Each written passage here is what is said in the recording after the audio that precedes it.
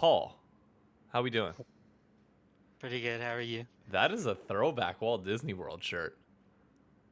Yeah, I got this on my trip a couple of years ago, or not a couple of years ago, a year ago. The 80s retro style. I like it. Hey, They man. had these, and I think Sam got this, but like the hoodie version in yellow. Oh, that'd be interesting. Yeah, Like a bright yellow or like a more like a yeah, mustard? yeah, pretty bright yellow, like a Dignitas yellow. Hmm. What you been up to? I mean, again, trying to learn Chinese. Past couple, I'd say the past few days. I was wondering if you were gonna make that joke or not. You And pulled through for me. yeah, and I'm gold 1 now, so I'm feeling pretty good. Okay. How you feeling about the item changes? I mean, they're not bad. Like, the item changes make sense. Assassins are gonna need some tuning, I think. Like, assassins need some real love.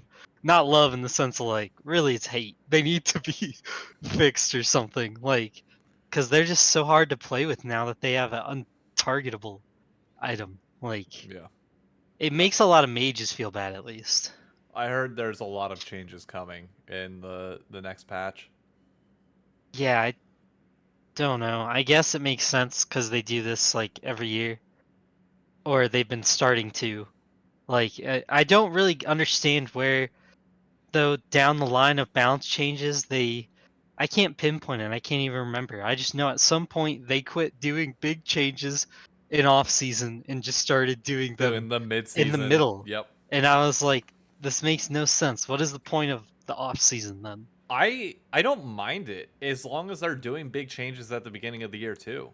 When you do them all Yeah. midway through the year, it just feels horrible. Like, Yeah. well, by all means, I'm not complaining because personally, I love the ADC item changes. The Rage Blade change Well, yeah, you do. specifically has Yeah. been like, it benefits literally every champion that I play. So it's like Yeah. It's, my style of play is now like fully back in meta, and I have felt it, bro. I've been carrying games, and it's been great. I love it. Varus, Kaisa, you build either of them with Rageblade, and life is good. Varus, you just don't die. I played against the well, Jig and won because you swords. just stomp them early.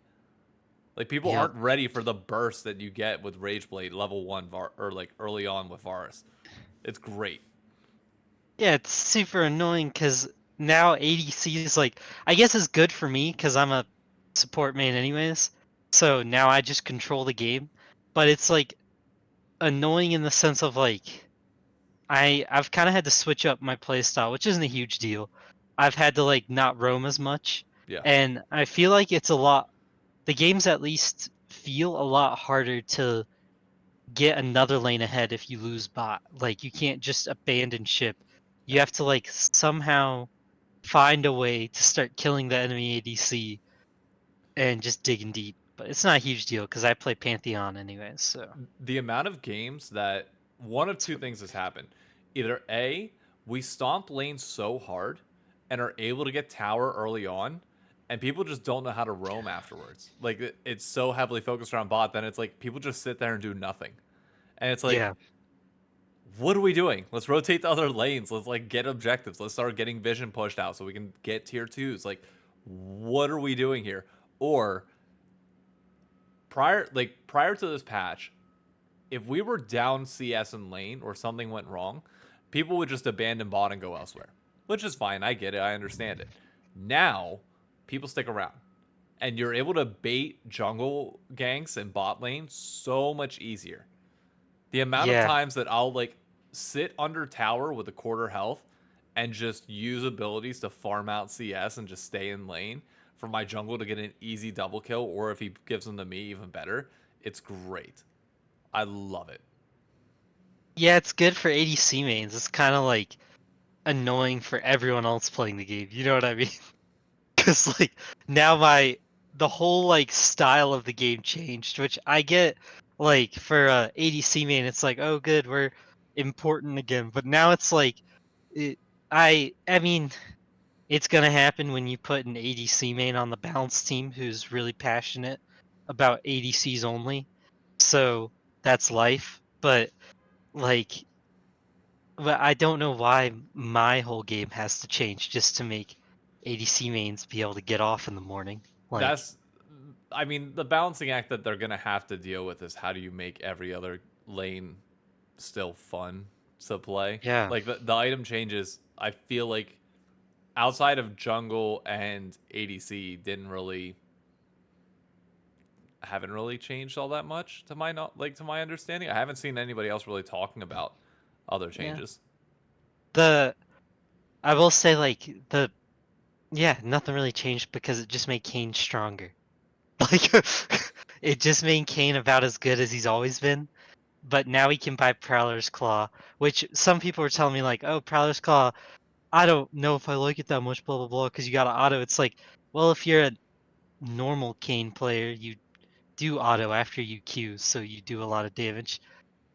Like, if you're not, then I don't know. It definitely made Rengar stronger Yeah, and I saw. Kha'Zix. I've seen Rengar and Kha'Zix in almost all of my games as of late. Yeah, Which and honestly, they're stronger. it is not hard to deal with them if I'm being honest. Kane's definitely stronger. Me and Nick played a game where I felt like he's a lot better, like Kane is. Yeah. Uh, Blue Kane's probably worse in a way. Like he's just not. He's only because like now assassins are so meta that like if everyone's an assassin, then you're just gonna die instantly, kind of deal. But But the thing is like this is that balancing act that they have to figure out that I don't think they know what to do. Remember like 2 years ago there was that whole gripe that damage is too high, that you literally can't live as an yes, ADC in mid. Well, now obviously they pushed back the other way to the point where pro meta is literally just protect the ADC and life is good. You know, solo queue meta is a little bit more mixed here and there. This hmm change feels like they definitely went like the other way of saying, "Hey, let's add some assassin burst back into the game."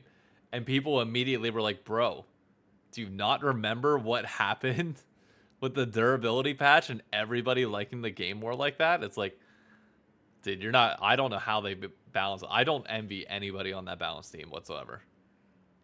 yeah, and I mean the thing is, pro teams. I don't think you can manage balancing off of pro games because pros are just gonna do what pros do. For metas like last Worlds, it was kind of like top laners were just going at it, and that was about it. ADCs were pretty worthless. Like if top laner got a lead and ADC got a lead, you'd rather have it on the top laner. With jungle as well. I will say jungle Yeah, felt like it was just super important. and now it's completely turned to ADCs again, which I don't think is a bad thing. No, Like, I think it's more fun to watch, personally. well, both are pretty good. Yeah, I don't know. Like watching Kin just run through everybody for a week straight was hilarious.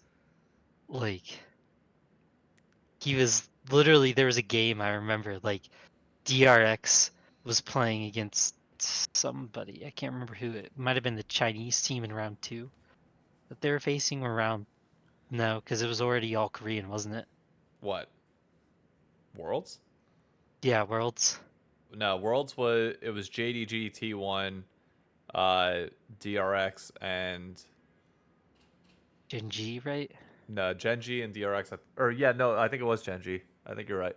Yeah, Genji was like round 2. Like Ruler had this huge lead, and Kin had a huge lead, and then Kin just ran through Ruler like it was nothing, anyways. So it was like kind of funny to watch as somebody who hates ADCs because I'm a support. So I just want them all dead. But I will say then, when it was top meta, while it was somewhat fun to watch, you had a lot more games that were just like yeah. over quick. Oh yeah. Like a lot of times whenever top lane is ahead, like fights end before they begin.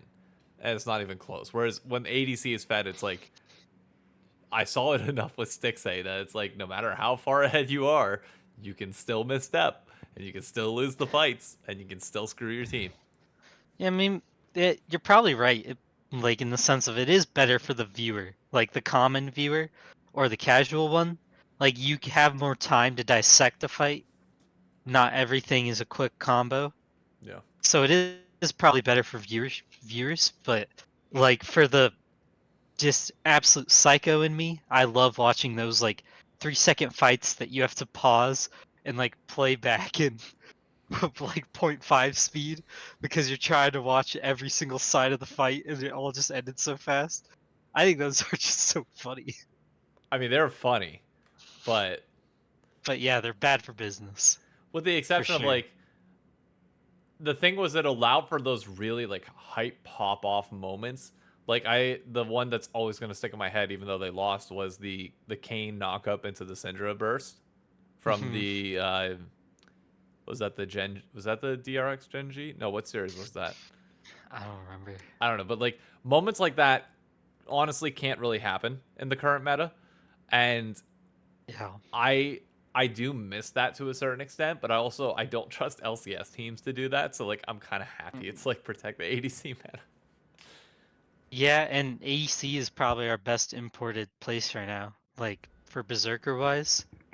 Berserker Prince. I got a And we're lot of about to have a super upgraded Prince. yeah. Now that he's got Vulcan. Yeah, now that he has a support in general, that's full time. Yeah, it's gonna be scary. You know, it's not gonna be scary. But Watching Chime fight for his life on this TSM roster. hey, it looks like I will say good news out of this TSM thing. Don't even try No, and make. the TSM thing is bad, right, for LCS? Yeah, But good news is Disguised Toast in true. ACL. Like the one thing I was trying to like the one thing I'm trying to do is like that I think is really big for people. Like people were worried about LCS and I don't think people should be worried about TSM leaving. I think TSM is doing their own thing. I don't think honestly like before the ban happened, right, or the ruling on Yeah, TSM, I don't think Reggie genuinely hated LCS or anything. Now you could say he does because of the rulings and all that, but it's kind of self-inflicted wounds. So that was good. Yeah, I like it. That's on yeah, him there's at the end nothing of the he can day. do. But it's I don't think he hated LCS. I think he just was kind of sitting there like I want to win really bad. I want to win worlds, and they will not break the import rule. And feasibly, I don't think I can win worlds without breaking the import rule. So I think he was going to leave regardless. Yeah. Like, and that's just life. But when you can replace him with Disguised Toast, possibly, I don't know who will actually take the slot, but if you can replace him with one It of won't those be types, Disguised Toast because he's in NACL. He's not getting into the pro league. I can he promise you wouldn't that. buy up. Absolutely not. He's not forking over to 20 million for it. If Mr. Beast isn't paying for it, why would he? Fair. Mr. Beast isn't. I mean, if Mr. Beast wanted to be in it, he'd be in it right now, right? Yeah, you're right. I just hope that some streamer team gets in there. The thing is, it's gonna take in right now. That I was worried about this, thinking about it. I was like, who could buy it? And I was like, it can't be a streamer team without VC money. And the Correct. issue is there is no more VC money Yep. currently. Now, if you were gonna buy something, now would probably be the highest risk you'd ever get, but also highest reward. Like, this is probably the cheapest, but also the scariest time to buy. Well, maybe you could Yeah. wait another year for even cheaper, because Probably. yeah, because right now is a really tough time to sell or to buy a spot for 20 mil, and I don't know if anybody's even gonna give to you some 20 mil. I don't know. I mean, somebody might. If they're truly desperate and just want to sell it, then they probably will get it. But I'm not True. confident that that will happen. Uh, I don't know. I'm really curious to see what happens with their spot. See who takes it. I mean, Sentinels might. They're probably like the best guess out of anybody right now. But I don't know. I was surprised the video that I made on TSM got as good of reception as it did from TSM fans. I had people I in mean, your video was really good. I had people in like the Twitter replies and YouTube comment replies just saying like thank you for presenting this fairly, and I was like Hmm. I thought everything I said was pretty much common sense, as long as you don't have like the hate boner against TSM fans uh, that other people have. Version 1 definitely not, because Version 1's trying to sell all of their teams and basically trying to get rid of everything. Yeah. So definitely not them. Uh, but no, I was amazed in the outrage with this decision. Azale's tweet most notably shocked me, where it was like, I get that people are pissed historically at TSM, and there are some loud TSM fans that definitely like irked people the wrong way. Yeah. But there's tens of thousands of TSM fans. Not all of them are like that, despite some people being loud. And it's like, you're really like, I don't. Maybe I just have more compassion and empathy because I missed the bad times, but like, I don't know. I just felt like if you were a TSM fan on that day and I wasn't even a TSM fan, you're pissed at everybody in the LCS, like mainstream media, talent, etc., because they're all just dogging on you, and you just lost your team in your home, and people were just sitting there raining on your parade the entire day. Yeah, I mean, it was definitely like one of those. I already think they didn't do a great job of trying to give CLG fans a new team, or like doing anything content related to convincing a CLG fan in picking a new team. And so like I thought they kind of dropped the ball there. And I was like, you guys aren't really doing a great job of trying to convince them, hey, go somewhere else. And then our time came and they were just like, well, good riddance. Hope to never see you again. Good luck getting last place in whatever league you guys go to. And I was like, well, why would I cheer for an LCS team now at all? Yeah. Really? Like now I just want to sit here and be quiet for 5 years, wait and see if we can develop a team in about 5 to 10, you know what I mean? Get to Worlds, and then the second we play LCS, be as loud as I want. Like, Like, that's the thing that I think you will get. Like, people underestimate yeah, how diehard TSM fans can be, and the fact that they will probably like straight up hate watch against the LCS if TSM were to ever make Worlds. yeah. I mean, yeah. Like that's kind of where I'm at now. I'm like, hey, I'll wait. I'll be here. I'll be waiting. I still haven't picked a new team yet because I don't even know who I like. You know what I mean? Yeah. I'm kind of at the point where I'm like, I, I know I want to pick a new team, but I don't know who to pick yet, and I kind of want to wait till off season. Well, I can anyways because TSM will be here, but I don't even want to add a second team in and then just move to them. I just want to wait. Like FlyQuest might have me, but I also don't trust FlyQuest fully. FlyQuest is really good about always being up there, but they also are pretty high turnover. So kind of I waiting, and the only reason I like them is Spica. I'm gonna share my screen real quick for those on stream that were wondering and asking about the version 1 stuff. While they're not looking to sell specifically, they are looking to merge and explore future options, aka they are out of cash and are looking for a partner to save them from having to shut down, period. So Oh, while they're not like selling, the second you say that you're trying to merge, then it's a problem. yeah, That to they're me, just doing what MSG did. yeah, like they want out at this point. Yeah. And the thing is, you can say you want to merge all you want. Nobody's merging with you. They're trying to take your money. Exactly. Like They want control. the brands that they have are what, the Minnesota Rocker and then V1, which is like not in any major esport, like not Yeah, I have any of no the idea. I've top never 3 even heard to of my them. knowledge. So I've never even heard of V1. I mean, the Minnesota Rocker I know because of Call of Duty, like obviously, that's probably their biggest spot. They didn't get into Valorant franchising. They don't have a CS:GO team to my knowledge. It's like, I don't know, like it's a tough scene, and you're gonna see a lot more of that too. I'm Yeah. curious to see how many LCS teams drop out of this season. Yeah, I saw that that tweet about how many teams are like talking about also leaving and how 100 Thieves is like kind of floating it, but they're not doing Yeah, it, they're not and doing it. but they're floating the idea, and like floating is not a great thing. Like, I mean, we talked about it a little bit before. As I do yeah, understand like wanting to explore your market value and seeing what it's worth. oh, Sure, 100%. I don't think they get rid of it. The three orgs that I'm looking at immediately are Dignitas Immortals, obviously TSM, and is there anybody else that you could throw on that list? I mean, Dignitas Immortals are like the two EG. EG as well. Yeah, that's so you could technically see 4 teams change this offseason. I wonder they're not gonna buy back any slots, so I wonder what happens.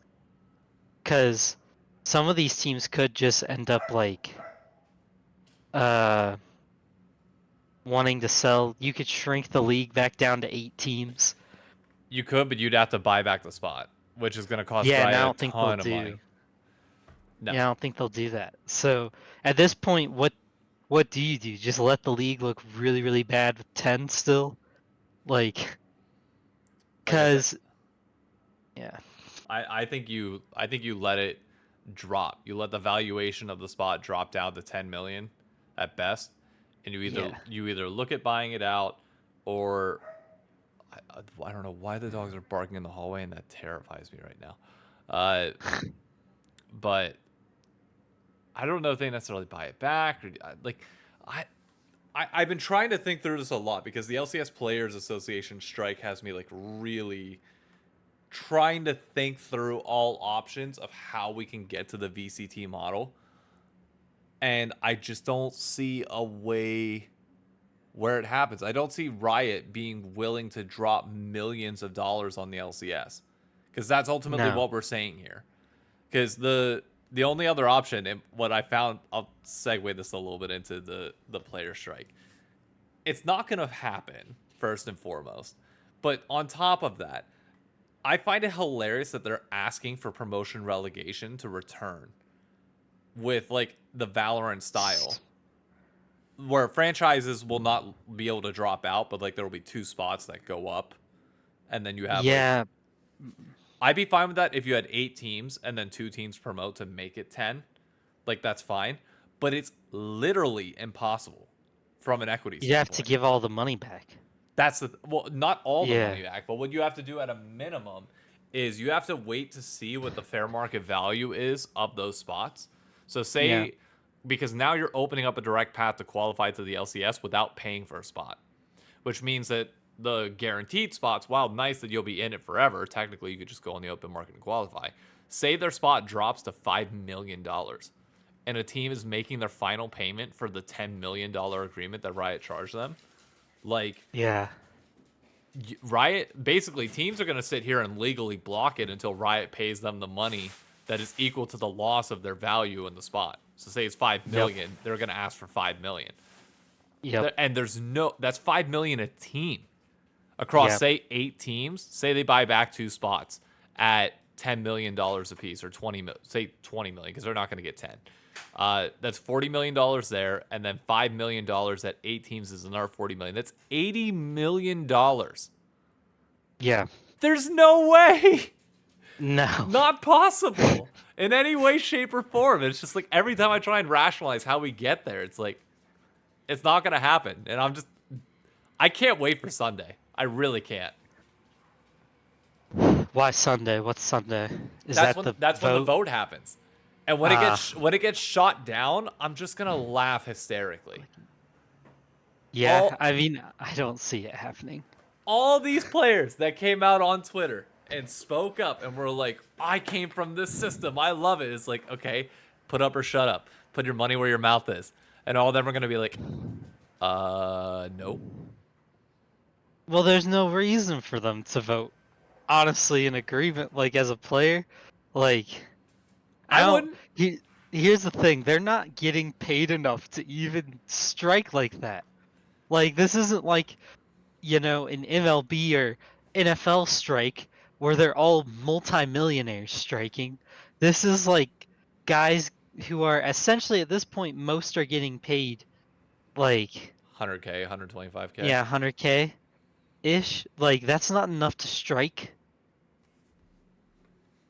Like Yeah. that's not enough to strike at all. And here's the problem. It's not even a full strike.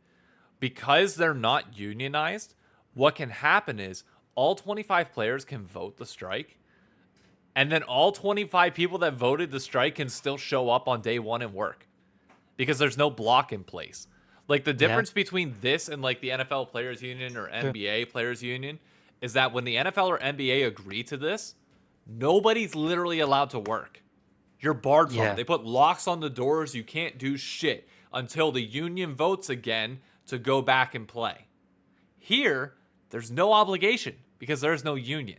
So the Players Association, like, they're about to be exposed hard. And it's going to be comical. Like, not comical that obviously, like, the players aren't getting anything that they asked for, etc. But I don't think the players are also willing to bargain.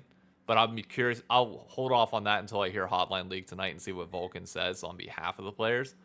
But it's like, as somebody pointed in chat, if it's a no vote, what like does the LCSPA lose all its value? It never had value. It's just going to be exposed that they have no value right now until players formally unionize. Like they are literally nothing at all. They have Yeah, no and Keek power. Nothing. has a good point too. Like, is it a breach of contract because they're not using unionized? I don't really know. I've never. I'm not sure, but I know like I would assume if you are designated to be the starter for a team and you don't show up, you're getting like a prorated Yeah. amount of pay docked. Cause I don't know how a strike works. I work for the army. If I strike, I go to jail. I couldn't tell you. I can't strike. Oh But- man. But I like, cause I did read that LCS Players Association thing, and every time I read their tweets, I kind of just chuckle because I'm like, this is literally just like that old man yells at Sky meme. Like he's just posting stuff and saying like this should happen for the good of the players, and then it's like, well, you literally have no power at all. Like I don't know what you're gonna do. I guess No. the players could strike, but striking all that's gonna do is help out TSM Immortals and like dig And because they're drive gonna be down like the. sick.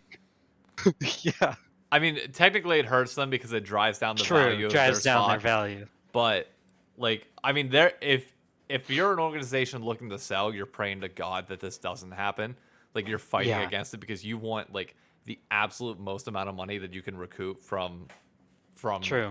everything here. But it's like I like here's the question I would have Vulcan if I was calling into Hotline League. Are you ready to lose it all? Because when you go into a strike, you need to be willing to say, I'm willing to lose my job and be blackballed from the industry forever to fight for the betterment of everybody else that comes after me. Yeah. I promise you there's not enough players that are thinking like that right now for that to matter.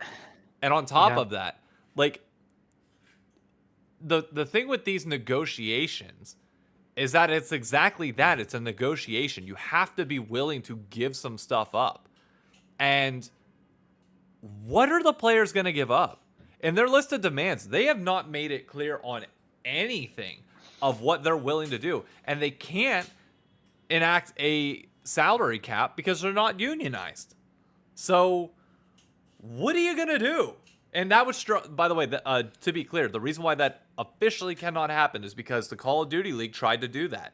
They tried to put in a luxury tax without a players' union, and it got legally struck down in the state of California. Wow. So it literally cannot happen unless the players unionize. So what are players going to give to the league to make these agreements fair? Because this is a three-way debate between the teams, the league, and the players. Yep. You can't just go in there guns ablazing saying, I'm going to get this, rah, rah, rah. And just not... That's not how life works. There is no... I mean, there's nothing for them to, like, basically unionized for right now, other than the minor league. That's like what everyone's getting up in arms about. A lot of is the minor league, but the issue with the minor league is like nobody was watching. Unfortunately, you can't get anybody to pay. Like, how many teams were there in it? Like 10. Yeah. So that's what, 50 people plus coaches. So let's say 60 if they each have just one coach and that's it. Yeah. Then you're talking about 60 people getting paid at least 50,000 a piece. Sixty Like thousand. It's three. It's 60,000 yeah. is the minimum. It's if you include coaches, you're looking at about $3.5 million in just salary costs for For a players and stream coaches. that averages 3K viewers ish. It actually averaged 8K. I will give them credit. Apparently. Oh, it averaged 8K this year? Yeah. Which Oh, I didn't even know which that. good. Like I'm like this 8K isn't. is not enough for three and a No, half million budget. and I've seen a lot of people being like, oh well, the teams need to be willing to invest in this ecosystem to make sure our players come up and make sure that we have like everything vetted out, because without a healthy development system, we're just not going to have a healthy league. It's like, I think we'll be. I mean, honest opinion. I know while it would suck for North American talent development, what sucks for North American talent development is that none of our teams are are picking up North American players en masse. We're importing. So like we could drop it down to 4 teams and just pick the top 3 players from those 4 teams and it still wouldn't make a difference. It's like I don't know. I think it's a lot of posturing if I'm being completely And honest. Khan and Keeg were saying that it's a lot of raids as well from LEC Yeah. after broadcast, helping to keep them at that. So it's like, I mean, I get 8K is pretty good, but 8K is not going to pay that many salaries. Is not going to convince teams to care. 8,000 people is not a lot of people that are even mad. I could ignore 8,000 people being mad. Like, and how many of those are diehard fans of NACL that are complaining about it? Like, most of the tweets I see complaining about this, losing the secondary league, are like getting a few thousand likes, which is pretty good. But if I'm a massive company with a game this big that just pulled like 1 million views for MSI, and was probably pulling way more than that if you include China and whatever Korea's viewership is, like, I can very easily go 4,000 people crying, can't even hear it, Yep. and just walk into work with my blinders on. That's the old Chuck Pagano. We got to keep our blinders on right now. We're just gonna ignore the cries. Granted, are a lot of people losing jobs, which sucks. Yes, that's never a good thing. People losing jobs, but writing was on the wall for a while, and I don't think there's enough that they can do. Yeah. Like, I just don't think there's anything close to enough.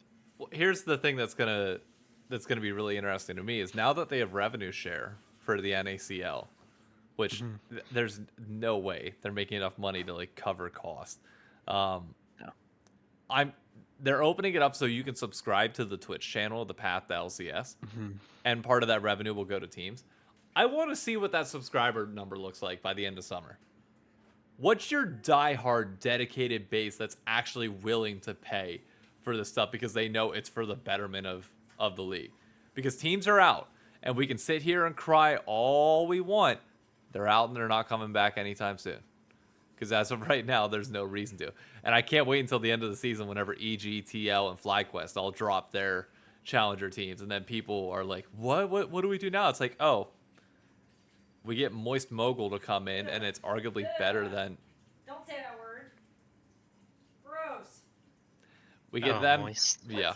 Just say MOIST Mobile? No, it's an esports team. Don't worry about it. Yeah, but still, ew. Okay, anyways. Ew. You get all the LCS teams to leave. Literally nothing changes. No. You know the... Other than it might be a Europe situation where it gets more popular than, Yeah. or close to as much popularity as the main league. European teams aren't required to field academy or challenger teams. Yeah, and it's been working over there. Exactly. I think it'll be And- fine. I think it's honestly better in some ways. I know this is gonna sound bad, but it's better to let your lower league like become as popular as your main league. And my only logic for this is that then the org really cares about pushing social media, about building up the league, about events in the league, like the things that you had Koi Yep. and who was it, Koi, Karma Core, K-Corp. K Core Yep. doing? Like they were doing that because they wanted to be successful. They wanted to be able to make money on their investment, so they started pushing really hard. And you only get stuff that breaks the barrier when you have teams that care. Nobody's breaking the barrier for their second team. Nope. That's just not how things work. And it's really hard to get the fans to care too about a second team. Yeah, exactly.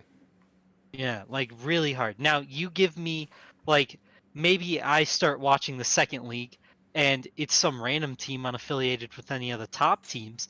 All of a sudden I'm kind of locking in. I'm like, okay, this is cool. Do I know my players are leaving? Yes, but that's okay because I'm having fun, and it kind of fits with American sports anyways, with college. Like we love college sports. We're Yep. used to watching people on a timer, you know what I mean? Yep. I'm used to one and dones. I get it. But to say that you had that guy for a year is so fun. And the occasional is. 5-year senior you get is like sick as well. Like you enjoy it all. It's part of the sport. To address the comment section right now, yes, they are on California minimum salary at least through the end of summer. That was confirmed by Phil Aram, that they were able to guarantee that. So anybody in Challenger, despite them playing online from the Chicago server, still is going to be paid California minimum. So yes, they are still That's they're nice. still making that high amount for now, even though I feel that that's going to go away sometime soon. But we'll see. And that would be, oh man, that would be really cool. The Chicago thing you just said, like, could you imagine second teams practicing in Chicago, getting better solo queue, better practice out there, just trying to get really good so they can play teams that are in LA with bad ping and just trying to outperform them. Like, what a way to build the argument that LCS should change where it's at too. I hope Like, somebody does it. I'm really curious. Like this year of NACL, or well, this split has me really interested to see what happens. Cincinnati could have 8 ping Yeah. or like 10 ping easy if they buy good enough internet. And no key gets all of them. It's everybody that is participating in the Challengers League is still required to be a part of that. So I don't know. I'm curious because like obviously I'm gonna be watching.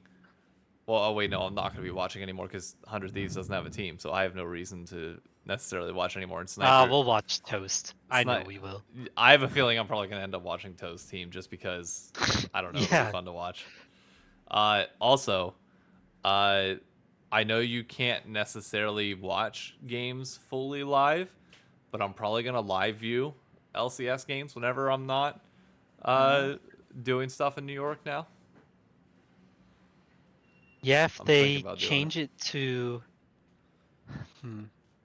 are they staying Thursday, Friday for summer? They are. I mean, I can try to watch some of the game. I'll only be able I to could watch the call later in. ones. Like I'm not gonna be able to watch early because I got work. That's just, Yep. as always how it works because you know we're North American League and Whenever you say something like that, it kind of makes me go, can you blame us for Yeah. trying to go LPL? Can you blame us? I saw everybody pissed off like, oh, I'm gonna cheer against TSM. I'm thinking like, I'm not even a TSM fan, and I'm not sticking up for management or any of like the other shitty things like that. Yeah. But that's a way for me to start watching the LPL. Well, I will be checking the standings to see how TSM is doing. The best jokes I've been reading is that, like, on the subreddit, I've been dying because the subreddit has just been saying, like, yeah, low key, we could, like, go to LPL and I get more games now. Like, I genuinely get to watch more TSM because there's more tourneys and stuff like that. Granted, do I have to watch all the games late? Yes, but am I gonna adapt to that 100%? I just won't touch my phone until I watch the full game. I'm weirdly enough gonna watch every best of 3 that TSM plays. Like, Epic Skillshot is about to get so much cash from this, bro. That dude was probably so excited. Oh, I know. Whoever runs that account, like the VOD account, he's probably just sitting there like, oh, baby. A major team, well, a semi-major at this point team that is playing in a time zone with a fairly large North American inherent fan base. What I cannot wait for, and this is gonna piss so many people off. I can't wait till the TSM post-match threads next year in the TSM Discord outnumber every other LCS team combined. Oh, It's just gonna be a slap Could. in the face to people because it's just like the amount Yeah. of like. That's where it's like I really think people should have watched their words on how they came out against TSM because it's like you are truly underestimating how many diehard TSM fans have been trained to just care about nothing but winning worlds. And you know what? yeah. This is now it.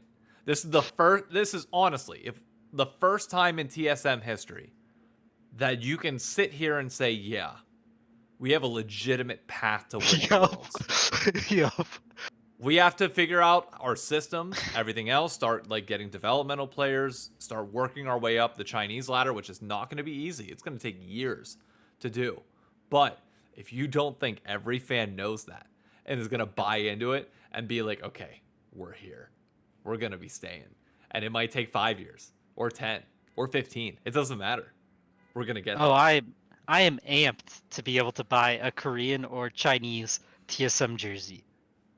Like, I'm gonna buy that so fast when everything's written in, like, I hope that the name on the back of the jersey from our mid laner or whatever is in their home language. Like, I want to buy that so bad. You should figure out how to translate 23 Tar Heels 50 into Chinese Should. characters as That'd be symbols, and then fun. order it like that just to piss everybody. And then Yeah. here's the kicker: show up to LCS finals.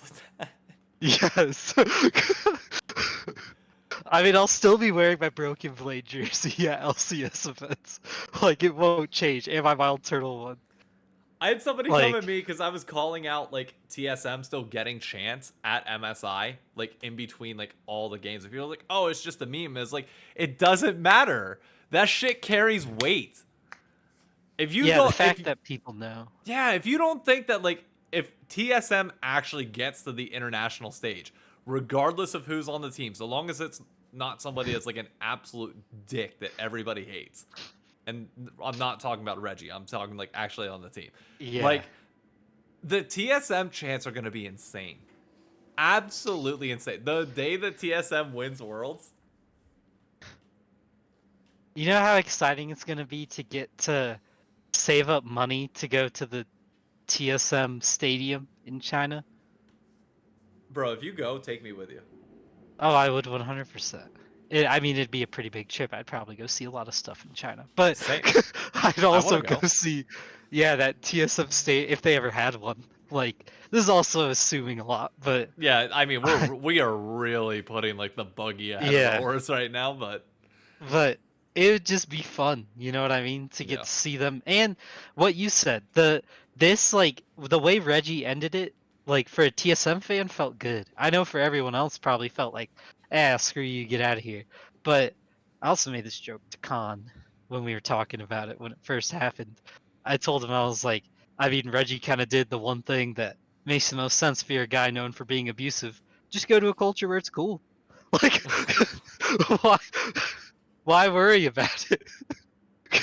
oh, If everyone man. hates you yelling at your players and mentally abusing them, just go somewhere where it's all right.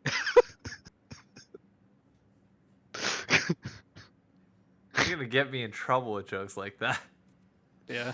Oh god, that's good though.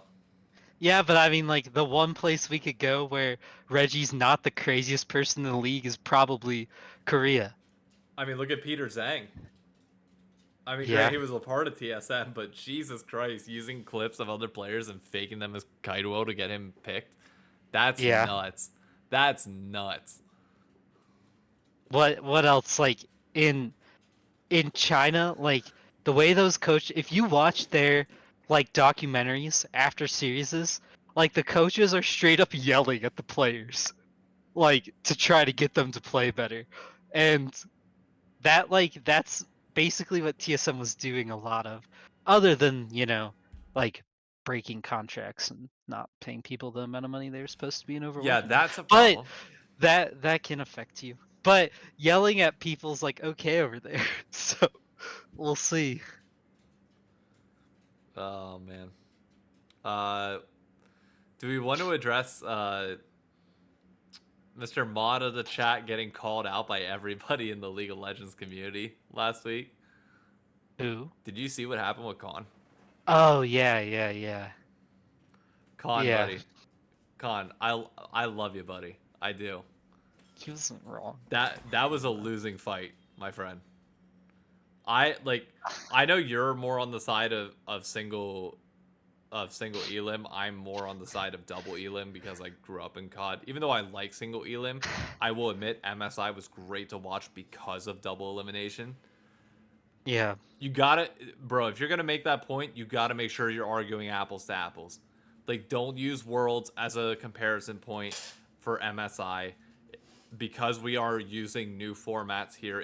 You have fresh new data. You can't compare this to other stuff. You can talk about like your personal opinion and you thought uh why you thought things were a little bit different. The only thing that we can use, average viewership being up, is able to be used year over year regardless of the format. There was less hours watched and more people were watching during those fewer hours. Now we can debate on whether that was the format, whether it was things being more competitive, but there's no denying that this year that is likely higher because of the format. What? Viewership Our was viewership? way up. Oh, yeah, and the game's also, as much as people don't want to admit in North America, the game is growing elsewhere. Like, it's not getting any smaller. So you could really, who cares what the format is? It's probably gonna keep going up, like viewership wise. Like it just does a lot of the time. I It goes higher. Here's where I disagree with Con though, and I disagree with this take. If we had single elimination, viewership would have been higher than double elimination. No, I disagree because Oh, the highest viewership or the highest viewed match was a winners final match. It wouldn't have made a difference. It would have been It would have been that number regardless. I yeah. don't think it changes the amount of hype. I think you're assuming that are going to add more significance onto it. Ultimately, I don't think it mattered at the end of the day. I think the real argument for why the format sucked is that like I saw so many repeated best of fives and Yeah. just like unnecessary matches. Like when we're watching one, two, three, four, five of them, six? No, because BLG played Genji. Five of the best of fives were a best of five that we had seen from regional finals on. Yeah, That's I didn't not watch many of good them. in one tournament. Like round 2 was a waste of time. Round 1 was a waste of time, really. Let's be honest. Like all those NA Korea or NA were we LPL or Korea? We were LPL, right? Yeah, we We played LPL. Yeah, yeah. all those NA LPL matches and EU Korea matches were just like, all right, let's get this over with. I guess we'll do this. But here's the thing, Con. You don't know if it would have been higher. You're assuming, but you don't know. And that's the problem. It's like if you want to compare it to prior precedent, sure, but like the growth of viewership as you go on in prior tournaments was similar to what we saw. And unfortunately, obviously T1 shit the bed at the end and wasn't able to pull it through. So we saw a rematch in finals that we'd already seen before. So like obviously the hype died down at the end, but that's a natural byproduct of double elimination. Sometimes that shit happens. You can't assume that it was going to hit that high. We simply don't know. So it's not a fair point to use in a debate. You can only argue with points that you have based on historical trend, and you wouldn't have seen a jump that high even if that was finals, because also you would have like assuming that was finals, you would have had a lot of other meaningless stuff beforehand, which would have taken out. But even then, you're getting into hypotheticals. I will agree on the co-streaming point. I do think co-streaming was a very, very significant reason as to why this was more watched than prior years. That I don't think is even debatable at this point. That and T1, JEG are really big. Yeah. But it's also, though, the finals was going to be less watched because it's LPL, and not a lot of people watch LPL that are like English, you know what I mean? Yeah. Like, Korea always has more viewers than LPL, so I don't even think that matters anyways. Like, well, at least for the West. Like, because we're going off of Western views, and there are Koreans who actually watch on Twitch. So, Korea kind of carries some weight there, and finals being all LPL is just going to have lower viewers. And to the point that Keek made, I'm not disagreeing that single elimination would have had that match higher than it was right now. But what I'm saying is you can't argue what a material difference it would have made. We can agree in theory that it might have been more viewed given the circumstances, but also the circumstances that led up to that point might not have had the same teams in it at that point. Like, there's a lot of variables that you're going off of here that...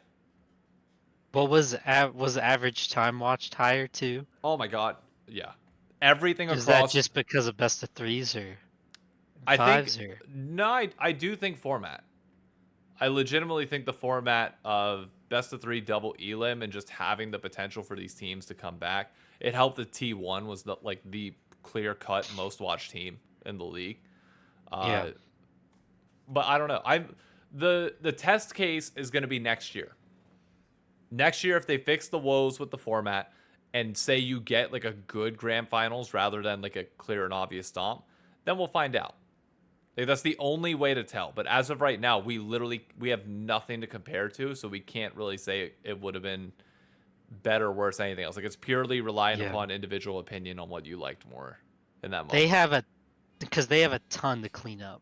Oh my god, yeah. There's so many flaws. This needs a ton of cleanup, and that's why I'm not really judging it hard because it was their first try. You know what I mean? Like, it is what it is. They just botched it really hard on the first try, but it doesn't matter because League is so popular anyways. Even botching it is going to be watched by a lot of people. But this was for all intents and purposes. I would say, like, if you want to go by judging the format alone, it was a failure. Like, of a format, in the sense of we saw way too much repeated stuff. Oh yeah. Not enough hype matches in that sense. If you want to judge it from an interest perspective, I would say it was a success. Yeah. Like, people were interested in the games being played, but I wouldn't say it was the format's fault or gain. I would say it was really the fact that they implemented it poorly. Like, not region locking is just their fault. That's just how it is. Yeah. There's no other way to blame anybody. Or even if they did region lock at the end of the day, it wouldn't have made a difference for finals. Like, finals would have shaped out the exact way it was. And I called this shit last week, to be very clear. I said, people underestimate how bad teams can choke in these types of events. And T1 already had a history for falling apart in prime moments. And what do you know? They lose in a close one to JDG, and then all of a sudden, bam, they just collapse and look horrible against BLG. Yeah, and I want to go back to this point of, like, Long Nectif said that the point of it was to eliminate weaker teams at the start. Stronger teams go on. That's what happened. I'm more meaning for format, like, the fact that we were seeing so many repeat matches. Basically what he means is, had you swapped like C9 versus BLG and Mad Lions versus T1 on the sides of the bracket, you would have had no repeated matchups that we'd seen on a regional basis. Yeah, and it would have fixed a lot of problems in terms of people's interest in knowing what happened after the first round, because in reality, the first round went exactly as expected and as you would hope it would. The whole point is for the good teams to get a warm-up in round 1, blow out the weaker competition. The weaker competition fights itself out, and then you build up to the later parts of the tournament. You hope there's some rivalries between like the mid-tier teams, which is what we have between North America and Europe, but we just unfortunately never got that this tournament at all. Yeah. So it killed it. But had you done that, this would have been a way more hype format, barring the finals. The finals just would have been what it was because JDG was clearly on a whole other level that teams just could not reach. Yeah, and it wouldn't have changed like winner's bracket really at all. Like Yeah. we still would have got all that road. And I understand. I just meant from like it would have made the tournament interesting from round 1 instead of essentially what we got was round 3 on. That's when I started watching. Yeah. Like I did not watch round 2 because that was just 4 days or 2 days, my bad, straight of best of 5s that I've already seen and I'm not going back to watch. And did I miss a banger with T1 versus Genji? Not in my mind because they just played again. And good for you guys. You can feel fine, but you didn't win the one that mattered. You won this one that was kind of pointless. So it didn't matter at all. And then T1, I watched T1 versus JDG when the series really had some stakes. Yeah. And it was fun to watch. Like, if you really just want to watch League that bad, then it was probably great. Yeah, Like, but if if you're you're watching for like on the pure games. entertainment or like Yeah. if you're looking for the entertaining side of it, you just didn't. Barring 2 or 3, actually no, 2 series. I would say only 2 series had that in total. Yeah. entire- And at that point, I wouldn't even say you're a League purist watching those games. I would just say you're big into just doing whatever you want, I guess, with your time because I'm not going to watch the same teams play that many times. No. Like, I just can't do it. But it definitely was, or it's going to be great in next year if they tweak it at all. Khan said it was a lot of series to keep on in a short amount of time. Maybe I guess I'm just different in that regard. Like I'm used to Call of Duty like lasting from 11 a.m. until like sometimes the brackets would run until 1 a.m. for open bracket because the way Call of Duty used to work was think about like the double elim system that we have right now. You would have an open bracket that teams could just go in and play and qualify into it, and you'd have to wait for like a 200 team double elimination open bracket to go through before you could start that final stage. And it was like Yeah. MSI was over in like 3 hours a day at most for like on most of these games. Like it felt like we got nothing really. Like Yeah. even though there was league every day, it felt like what we got on each day wasn't that bad. Maybe I'm just used to the COD tournaments where it was like you're dedicating your entire weekend to this. Like you cannot do anything else if you want to catch all the action. That's just how it is. Or you pick when your team is playing and you make sure you tune in. Like that's the way I've always viewed it. But I don't know. How they spread it out over multiple days didn't feel like a lot to me at all. Because like ultimately how you would hope these things work out is that you tune in to watch your teams and then you watch like the finals if it's like really interesting and you're into it. But there's not this obligation that you watch every single series, which I think League fans, for whatever reason, think that kind of has to be there when it's not. I don't know. No, I agree, because, I mean, you even have college basketball, where you're getting these long days. So I don't think a long day or too many days in a row is really a huge deal. But it's more just like, if you don't like, I guess, the amount of games being played, I guess you hate the format. But I liked that. I just wanted more games being played that mattered. Yeah. That's about it. But I've Well, beaten that into the ground, I guess. All of them mattered. I think, correct me if I'm Yeah. wrong, the better way of saying this is you wanted series that actually felt interesting. Yeah, that's what Because, I mean. More like, entertaining. Because like whenever you say that they didn't matter, like everybody's gonna point to last year and be like, remember all the meaningless best of ones? Like every single series this year technically mattered, but not many of them were interesting. But the problem with MSI is I don't know how you fix that, because every year the top 4 teams are gonna be the 2 teams from China and the 2 teams from Korea, which means you're likely just going to be waiting for the final 5 matches of the entire tournament to really get a good gist of who the best teams are. Beyond that, like, you're reliant upon EU and NA to play each other at some point and not just get knocked out by China and Korea the entire tournament. And, like, that's your biggest Yeah. problem. I don't know. I mean, yeah, you can't fix that though. That's really just teams either have to get better or it's just life. Like, And I think it's just you're gonna gonna be have life. those. Yep. Anyways, we're pretty much at an hour already. That went insanely Oh. quick. I'm trying to think. Con, I completely disagree with the changing of the tournaments. We went over this last week. I ain't gonna get into it again. Jeez. You are perfectly fine to have your opinion, Oh. but I don't want that. And I know Ryan's not gonna want it either, so I don't even think it's like wishful thinking. Like, it's just bluntly not gonna happen. Oh, that's what I was gonna ask you. Did you see the Asia Games roster for Korea? Yes. They're pretty good. Pretty good. Yeah. They shouldn't lose.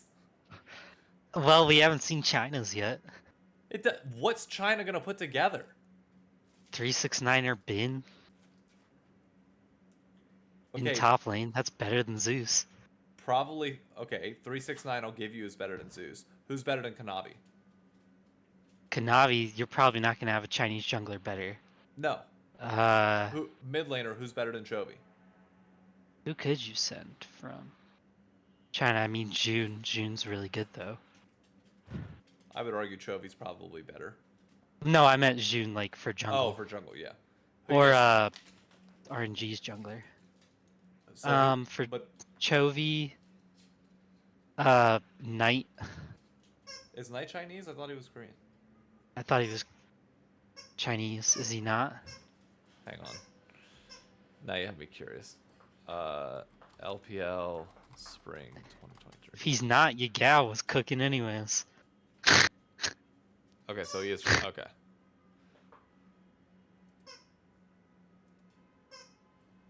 Okay, I pulled up all the rosters, so now I can see everything.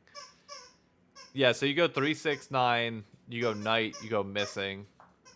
ADC wise, I guess you probably go.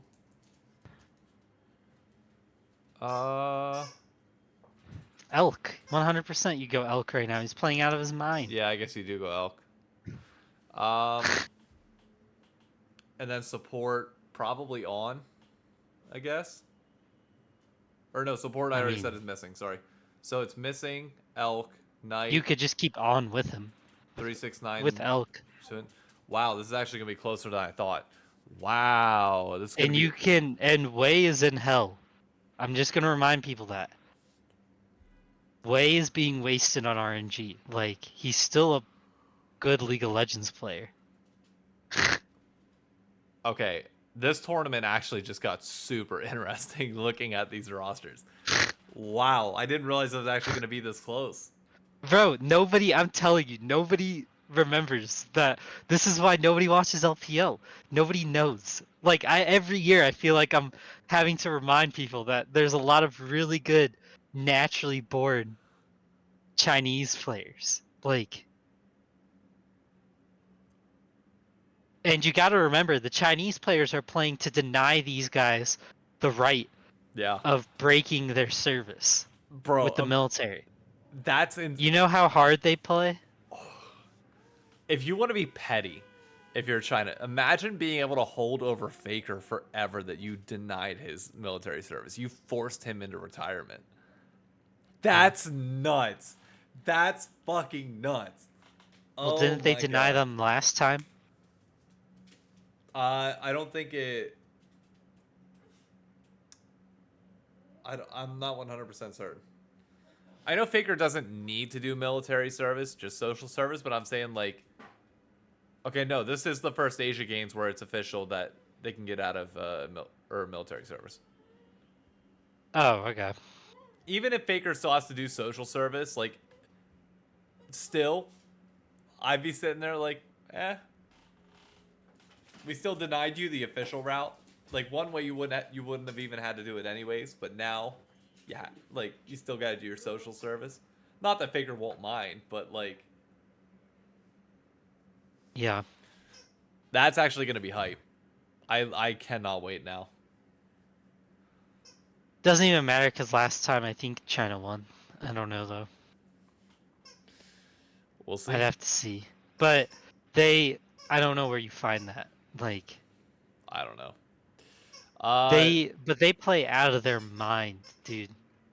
Yeah. Next week for everybody, Paul and myself, and I might try and find a guest for the episode so we can get a third perspective in here, like we did similar to last year or last split. We're gonna do our tier list heading into the LCS split, assuming players do not opt to sit out and the thing actually happens. I'm curious to see how things change. And I will tell you this.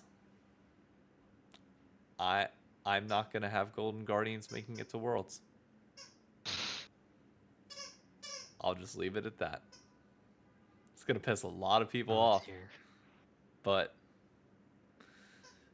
just how it is. Sorry. Sorry, not sorry. All right. Anything else you want to say before I end the stream? See y'all in 2024, bitches. I hope you get an LPL D League team at best. That'd be Probably hilarious. will. I'm not convinced this is gonna go well, to be honest yet. I don't even know if we'll because we haven't sold technically. Not yet. We're still trying to sell, so that's why I'm still kind of sussy on it, but we'll see. The montages are going to be great whenever you guys finish like last in the LPL for 3 straight years, but then all of a sudden you start climbing and TSM fans just start getting on their high horse. Yeah. Anyways, thank you all for tuning in. We'll catch you all in the next episode. This will be available on VOD tomorrow on YouTube. And then I've got a fun little YouTube video planned for Saturday on journalism versus content creation. It'll be fun.